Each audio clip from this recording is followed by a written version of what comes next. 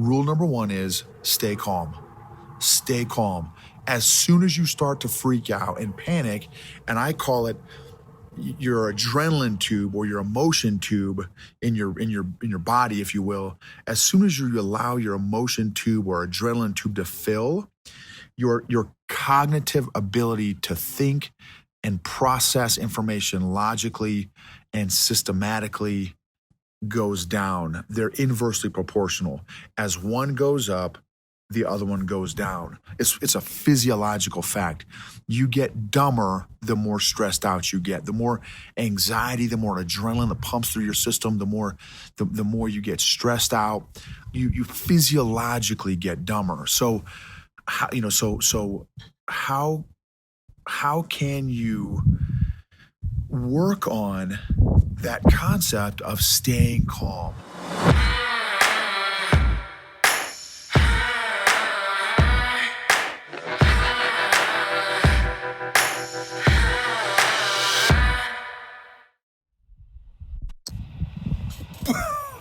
What is going on, leaders and influencers? So first of all, take a look at that view. Take a look at that view. That's Pikes Peak right there. Rockies. Down at this end over here is right there, Cheyenne Mountain. Secret Squirrel stuff over there. Again, Pikes Peak, Rockies. Absolutely amazing. So I wanted to just hit this topic with you all and just see what you all thought. I want to get your thoughts on resilience. I'm going to be doing probably Kathy and I are going to be doing a post a little bit later on the EQ for Entrepreneurs podcast on the concept and topic of resilience. And I'd love to get your thoughts. What are some factors that you feel impact somebody's resilience? And I'll just share a couple of mine just off the top of my head here. Excuse me. So what factors play into resilience? How can you grow your resilience? How can you strengthen your resilience? What are some things you can do? Some thought processes, some systems, some tools, some tips that we can have for resilience? And what are some resources? What are some resources that maybe talk about resilience? I'll give you one just quickly. Well, one for me is the Bible. I'm a Christian, right? That's my particular background. You can be whatever background you want. That's my particular faith background. And the Bible has tons of great skinny on resilience. A book that is really good is called Grit.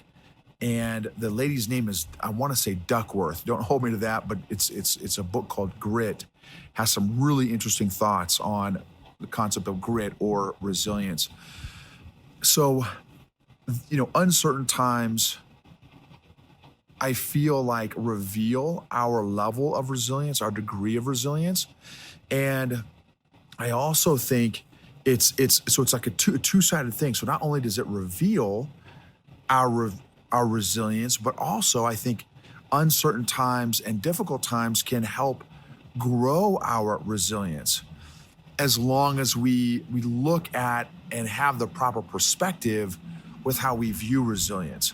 So what are some times in your life, let's do some interaction here. What are some times in your life that you feel has developed your resilience, that you feel has really impacted your resilience, that has really helped increase your capacity or your bandwidth, if you will, your emotional, mental, maybe even physical bandwidth or capacity? What have been some things that you have done or have experienced to grow your resilience? Next question is, what are some things that you've done, maybe that you have done, that you have been intentional about at growing your resilience? So for me, I will just tell you a more recent one that I feel has increased and impacted my capacity or resilience is Brazilian Jiu Jitsu. Now, can the same be said for maybe every martial art? Maybe so. Maybe so. I've done Taekwondo before for a number of years, and I would say that's probably helped to develop some resilience. But Jiu Jitsu specifically for me, more recently in the last few years, because you, especially in your early years, which I am still in my early years of Jiu Jitsu, it doesn't matter the size of the person. So everyone I roll with is smaller than me to begin with. So it's a very much a technique driven martial art, which I love. So size doesn't necessarily matter. Strength doesn't necessarily matter. Technique is huge because it's a lot of physics. And in your early years, again, which I'm in, you will find yourself, I find myself a lot in very compromising, very uncomfortable, very painful, very challenging positions. And over and over and over. So there's some repetition involved in being in uncomfortable positions or bad positions where it's tough to breathe, whether you feel a joint is getting manipulated in a direction it wasn't designed to be manipulated in, but not enough to tap. And so all those positions of rep after rep after rep after rep of bad position, which literally your first year, 2 years, you're in bad positions, and probably longer than that, 3 years, which again, I'm still in that window, you are in bad positions. And that has helped me get comfortable in bad positions. It has helped me almost feel like, okay, I've been in a spot where a dude's almost choked me out, or the guy's almost armbarred me, or the guy's almost, all these different moves and positions. So don't freak out. In fact, with my daughter, my rule number one with my daughter is stay calm. Stay calm. As soon as you start to freak out and panic, and I call it your adrenaline tube or your emotion tube in your body, if you will, as soon as you allow your emotion tube or adrenaline tube to fill, your cognitive ability to think and process information logically and systematically goes down. They're inversely proportional. As one goes up, the other one goes down. It's a physiological fact. You get dumber the more stressed out you get. The more anxiety, the more adrenaline that pumps through your system, the more you get stressed out. You physiologically get dumber. So how can you work on that concept of staying calm? And here's another tool or tip that I have learned over the years to help me with my resilience is perspective, is going up to a God-sized or a bird's eye perspective from a 10,000 foot perspective. What does this look like in the perspective of eternity? What does this look like in perspective of a lifetime? What does this look like in the perspective of a decade? So that helps to put things in a lot of perspective. Another way to look at that, another question to ask is, am I going to even remember this 5 years from now, 10 years from now? And especially based on our current situation, right? We will, I'm sure, right? Just like we remember, a lot of the major, life, country, global things that we've experienced in my lifetime, we remember that stuff. So, and here's another. So that's the next one. The next one is, so how do you want to tell your story of how you went through this? That's something else that I feel, it helps give perspective for resilience. Do I want to tell my daughter, man, when I went through 9/11, or when I went through, the in 2008, the stock market crash, or, all these different challenges that we've had in our lives, how do I want to tell my daughter that I went through that? Oh yeah, man, I freaked out. I was paralyzed. I couldn't do anything. I was immobile. What story do I want to tell my daughter? That's another thought. Another thought is, so your future self, 10 years from now, tack on 10 years to your life right now, what advice would your future self give your present self now? Another one is, what helps to give you perspective? Again, for me, that eternal perspective helps to give me perspective. That biblical perspective for me helps to give me perspective, so that I'm not, because it's very easy, right? It's very easy. It was very easy to get wrapped up in stuff. The next thing I would say as part of that last one I just did is, what's your input? is your input, Fox and CNN and MSNBC and CBS and all these other news stations and stuff, who literally their marketing, their I haven't done research on this, but so this is just anecdotal, but 90%, I'm making that up. It seems like 90% of their marketing campaign or marketing plans for these news and media agencies is fear. That is their marketing tool. So for them, if you think from their business perspective, the more fear that we can create, the better for our business. So if that is their hook, that is their bait, that is their motivation behind their content, and that's the content you're consuming, that's a lot of fear-based content that you are consuming. So maybe what are some different inputs you can be intentional about, again, biblical stuff, positive music, praise and worship music, positive friends. So there are specific people that you could follow that have proper perspective, that are level-headed, that are predictable, that are stable, that are not up and down like an EKG monitor.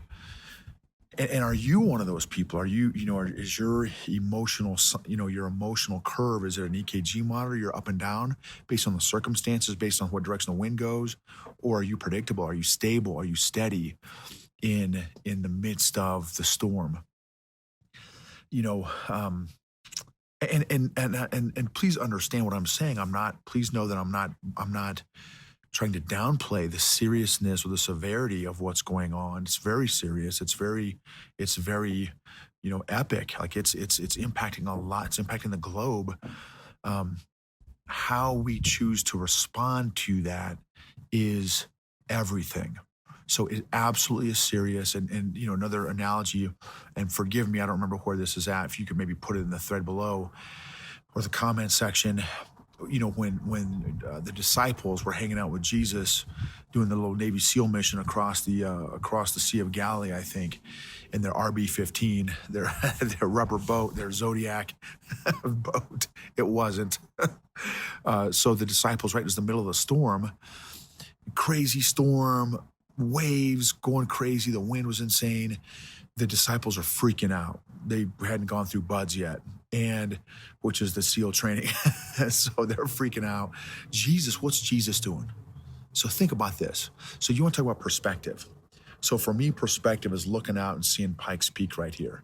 That's perspective. Boom, that gives me perspective. It's just so incredibly majestic. And for me, it's like a hug from God every time I see it. What was Jesus doing in the storm? He was racked out. The dude was racked out. Hardcore sleeper, evidently. He's got some sleeping skills. So you think about how much was he freaking out? How much was he stressing out? Boom, one of the disciples finally woke him up. And what did Jesus do? He's like, dude, why are you guys tripping, man?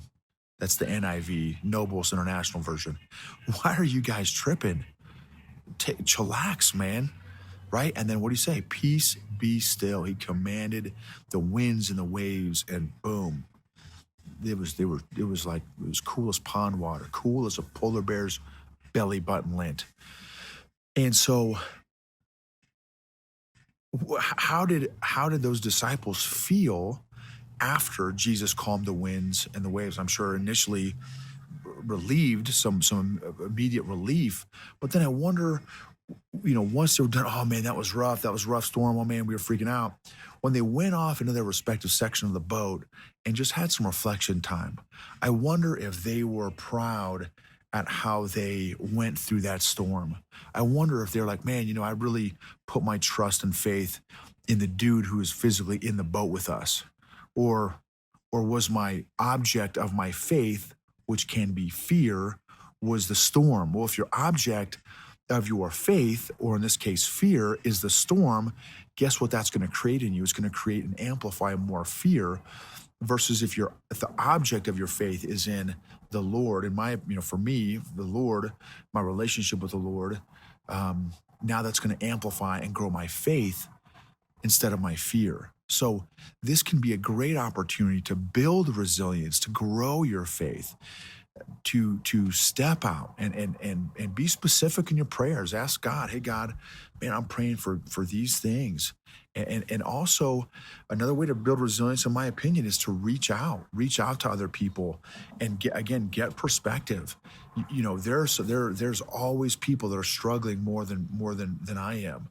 And that helps give me perspective and ultimately resilience. Cause I'm like, man, if this person is going through this serious time in their life right now, man, I can go through something like that too. Not that I want to, not that I'm asking for it, but if this person can, then I can too. And also, in terms of resilience, being a part of somebody else's support structure as well, in their circle, help somebody else grow their resilience by being an encouragement. I feel like that's another aspect of resilience that we can include in there is our support structure, our support network. I feel like that is another resource or tool to help grow and stabilize our resilience, is our support structure. But in order to have that support structure, we need to be that support structure to somebody else. So how can we be intentional at being somebody else's support structure intentionally, consistently, regularly, and maybe even not regularly? Maybe God puts someone on your heart that you want to reach out to and just tell them, hey man, I'm praying for you. Hey man, I'm thinking about you. Just text them, PM them on Insta or Facebook or Twitter or something like that. Reach out to somebody.